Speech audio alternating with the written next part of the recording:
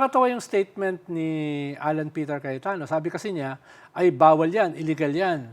Eh, nakakulong nga si Digong, ex-President Digong, using the same format. Diba? At ang ginamit nila, yung Interpol, na miyembro ang ating kapulisan. At tingin ko, yun ang gagamitin nila ngayon. At may desisyon na yan yung Supreme Court. Sabi ng Supreme Court, may jurisdiction sa atin ang ICC. Hindi totoo na walang jurisdiction. Unanimous yun ng ating sariling Supreme Court. Kaya wala namang hindrance Ang sinasabi lang, kung yung kaso ay less than 6 years yung parusa, while in session, hindi pwedeng galawin. While in session.